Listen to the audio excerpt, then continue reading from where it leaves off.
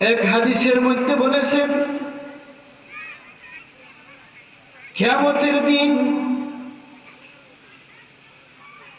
মানুষের মাথার 3 ইঞ্চি উপরে সূর্য আসবে। কতটুকু? 3 ইঞ্চি।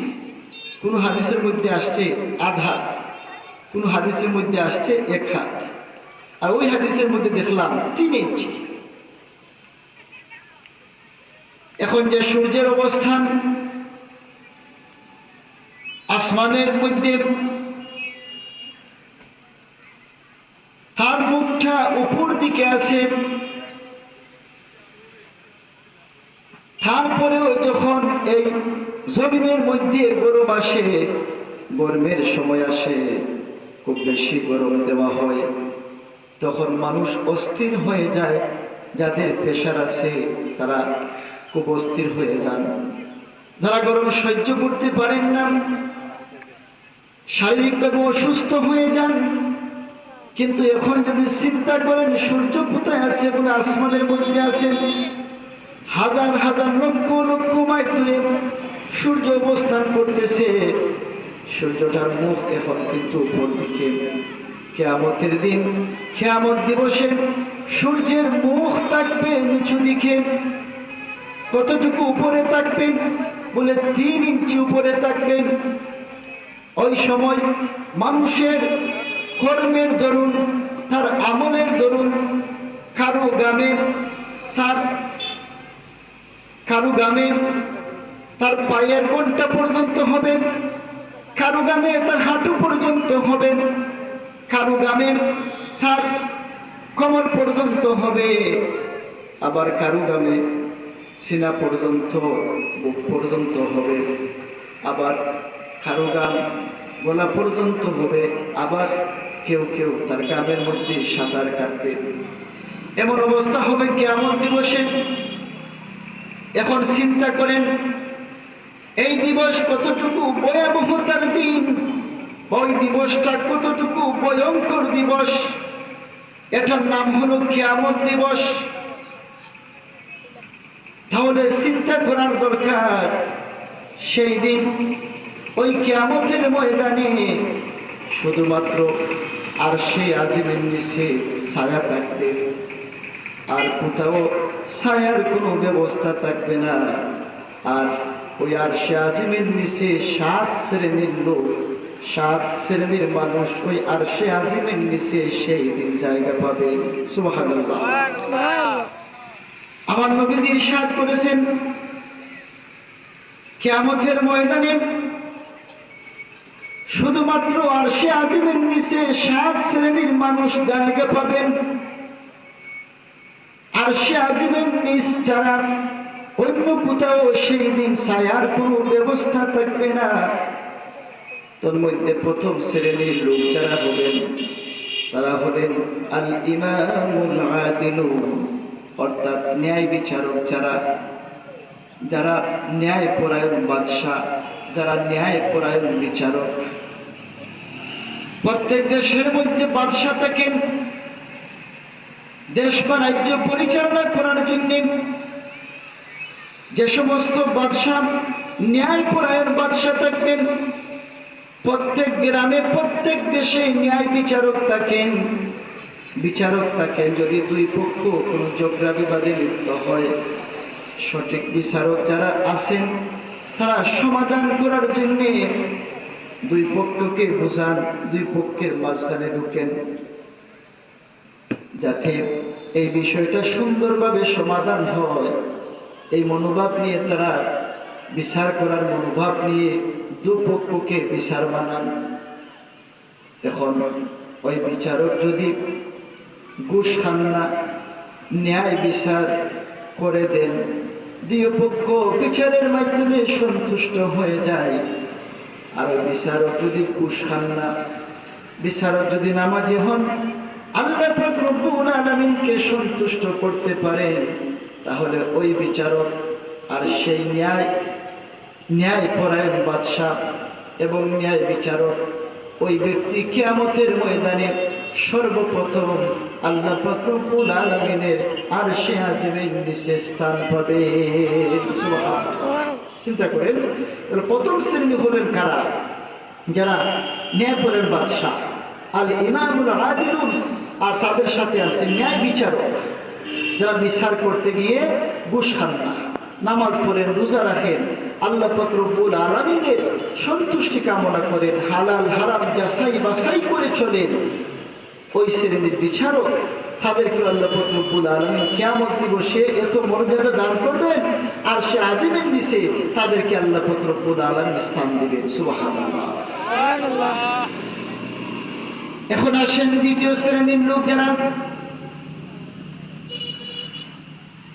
দ্বিতীয় শ্রেণীর লোক হবেন তারা যে সমস্ত যুবক তার যৌবনকাল আল্লাহ পাক রব্বুল আলামিনের ইবাদতের মধ্যে কাটায়। কিসের মধ্যে কাটায়? ইবাদতের মধ্যে। আল্লাহ পাক রব্বুল আলামিনের ইবাদতের মধ্যে যে যুবক তার যৌবনকাল অতিবাহিত করে কাটায়, ওই যুবককে আল্লাহ পাক রব্বুল আলামিন কিয়ামতের ময়দানে ওই আরশে আজিমের নিচে স্থান দিবেন। সুবহানাল্লাহ। তাহলে দেখেন আজকের যে মাহফিল, ওই স্ট্যান্ডার্ড আমার যুবক ভাইয়েরা আজকে এই 8 বছর ধরে তারা এই মাহফিল করে আসছেন। এই যুবক যদি চাইতেন আর কত কিছু করতে পারতেন, গান বাজনা ইত্যাদি অনেক কিছু করতে পারতেন, তারা কিন্তু সেদিকে না গিয়ে তারা আল্লাহ এবং আল্লাহ রাসূলকে সন্তুষ্ট রাখার জন্য তারা প্রতি বছর কি করেন, ওই জায়গার মধ্যে মাহফিল দেন, কোরআন হাদিসের আলোচনা হয়, দেশ বরেণ্য আলিম উলামাগণ, উলামা ইকরামগণ ওইখানে আসেন, এসে আলিম উলামাগণ কোরআন হাদিস ভিত্তিক আলোচনা করেন, আর অত্র এলাকার মানুষ মনোযোগ সহকারে শ্রবণ করেন, শুনেন। তাহলে এই যুবকগণ আমরা আশাবাদী কিয়ামত দিবসে, কিয়ামতের দিন আল্লাহ পাক রব্বুল আলামিনের আরশে আজিমের নিচে জায়গা পাবে। প্যারে হাজিরিন, আরেকটি হাদিসের মধ্যে আসছে কিয়ামতের দিন আদমের সন্তান 5টি প্রশ্নের জবাব না দেওয়া পর্যন্ত এক পা এক কদম এদিক সেদিক নড়াচড়া করতে পারবে না। তন্মধ্যে প্রথম যে প্রশ্ন থাকবে, আল্লাহ পাক রব্বুল আলামিন বলবেন, হে আদমের সন্তান, হে আমার বান্দা, সর্বপ্রথম তুমি জবাব দাও, তোমার জীবন তুমি কিভাবে অতিবাহিত করেছো? আমরা যে পৃথিবীতে আছি, আমরা এই পৃথিবী, এই জমিনে, এই দুনিয়াতে যেভাবে বসবাস করছি, আমরা কে কিভাবে আমাদের জীবন যাপন করছি, এর বিচার আল্লাহ পাক রব্বুল আলামিনের সামনে অবশ্যই এর হিসাব দিতে হবে। অবশ্যই 5টি প্রশ্নের জবাব না দেওয়া পর্যন্ত কোন একটা আদমের সন্তান, আদমের কোন একটা সন্তান ওই দিন আল্লাহ পাক রব্বুল আলামিনের সামনে থেকে সরতে পারবে না, এক কদম নড়াচড়া করতে পারবে না। এই 5টি প্রশ্নের জবাব অবশ্যই দিতে হবে। তার মধ্যে প্রথম কি, যে তোমার জীবন তুমি কিভাবে অতিবাহিত করেছো। আমি দেখেন দ্বিতীয় প্রশ্ন হবে, হে আদমের সন্তান, তোমার যৌবনকাল তুমি কিভাবে অতিবাহিত করেছো, তার হিসাব দাও। ওই যে 7 শ্রেণীর মানুষ কিয়ামত দিবসে আরশে আজিমের নিচে জায়গা পাবেন। দ্বিতীয় শ্রেণীর লোক কারা? যারা যৌবনকালে আল্লাহর ইবাদত করে কাটাইছেন। কিন্তু ওই দেখেন সেই হাদিস, ওই হাদিসের সাথে মিল আছে। আল্লাহ পাক রব্বুল আলামিন 5টি প্রশ্নের মধ্যে দ্বিতীয় নম্বর প্রশ্ন হলো, হে আমার বান্দা, হে আদমের সন্তান, তুমি এই পৃথিবীতে তুমি তোমার যৌবনকাল তুমি কিভাবে কাটাইছো, কিভাবে অতিবাহিত করেছো, তোমার যৌবনকালের হিসাব তুমি আজ আমার সামনে পেশ করো। সুবহানাল্লাহ। তুমি যে যৌবনকাল তুমি অতিবাহিত করছো, কাটাইছো, তোমার যৌবনকালের হিসাব তুমি আজ আমার সামনে দাও। এটা হলো দ্বিতীয় নম্বর প্রশ্ন। তৃতীয় নম্বর প্রশ্ন হলো, এই পৃথিবীতে মানুষ সম্পদ কামায়। হে আমার বান্দা, হে আদমের সন্তান, তুমি যে পৃথিবীতে সম্পদ কামাইছো, সম্পদ অর্জন করেছো, কিভাবে তুমি সম্পদ অর্জন করেছো, কিভাবে তুমি সম্পদ কামাইছো, এই অর্জন করার হিসাব আজ আমার সামনে তুমি উপস্থিত করো। এটা হলো তৃতীয় নম্বর প্রশ্ন। চতুর্থ নম্বর প্রশ্ন হবে, হে আমার বান্দা, হে আদমের সন্তান, তুমি ওই অর্জিত সম্পদ কিভাবে তুমি ব্যয় করেছো, এর হিসাব তুমি আজ আমার সামনে দাও। যদি ভালো কাজে তুমি অর্জিত সম্পদ ব্যয় করে থাকো, তাহলে তো তোমার হিসাব দিতে সহজ হবে, কঠিন হবে না। আর যদি তুমি এই অর্জিত সম্পদ মন্দ কাজে, খারাপ কাজে ব্যয় করো, অতিবাহিত করো, লাগাও, তাহলে কিয়ামত দিবসে আল্লাহ পাক রব্বুল আলামিনের সামনে অবশ্যই তুমি আটকে যাবে, আটকে যাবে। তুই সম্পদ হারাম ভাবে উপার্জন করছো না হারাম ভাবে করছো, তার জবাব কিয়ামত দিবসে অবশ্যই তোমাকে দিতে হবে। আর ওই অর্জিত সম্পদ তুমি কিভাবে ব্যয় করেছো, এটারও হিসাব অবশ্যই তোমাকে কিয়ামতের দিন দিতে হবে। পঞ্চম নম্বর প্রশ্নের জবাব হলো, প্রশ্ন থাকবে, হে আমার বান্দা, তুমি যে ইলম অর্জন করেছো, ওই ইলম মোতাবেক তুমি আমল করছো কিনা? যার যতটুকু ইলম আছে ওই ইলম মোতাবেক আমরা আমল করছি কিনা? কিয়ামত দিবসে আল্লাহ পাক রব্বুল আলামিনের সামনে আমাদেরকে প্রশ্ন করা হবে। এর জন্য যার যতটুকু ইলম আছে ইলম মোতাবেক আমরা সবাই আমল করতে হবে। যদি এই পাঁচটি প্রশ্নের জবাব সঠিকভাবে আমরা কিয়ামত দিবসে আল্লাহ পাক রব্বুল আলামিনের সামনে দিতে পারি, তাহলে আল্লাহ পাক রব্বুল আলামিন অবশ্যই আমাদেরকে নাজাত দিয়ে জান্নাত দান করবে। সুবহানাল্লাহ। তাহলে এখন চলে আসেন, ওই যে 7 শ্রেণীর মানুষ জান্নাতে যাবে। আমি যুবক শ্রেণীর মানুষ, যারা যৌবনকালে আল্লাহর ইবাদত করে, ওই শ্রেণীর ব্যক্তি কিয়ামত দিবসে আরশে আজিমের নিচে জায়গা পাবে। তারা হচ্ছেন দ্বিতীয় নম্বর। তৃতীয় নম্বর হলো যাদের সম্পর্ক মসজিদের সাথে থাকে, অর্থাৎ যারা নামাজ পড়েন,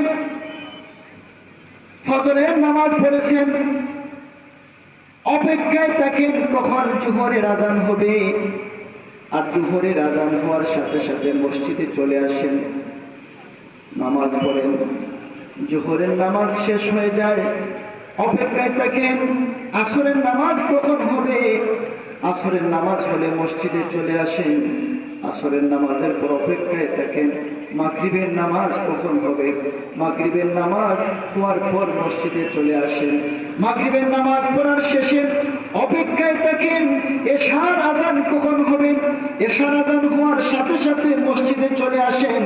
অর্থাৎ যে ব্যক্তির সম্পর্ক মসজিদের সাথে থাকে আর নামাজ পড়েন, ওই ব্যক্তি কিয়ামতের দিন আল্লাহ পাক রব্বুল আলামিনের আরশে আজিমের নিচে জায়গা পাবে। সুবহানাল্লাহ। তৃতীয় নম্বর। আর চতুর্থ নম্বর হলো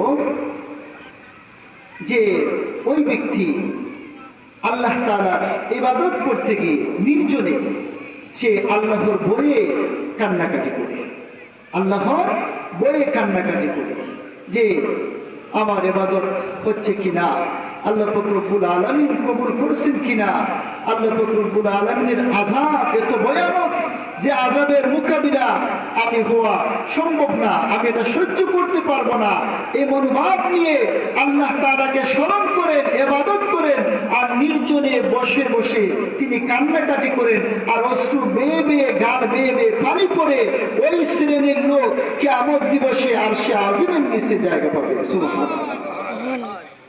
চতুর্থ নম্বর। পঞ্চম নম্বর হবে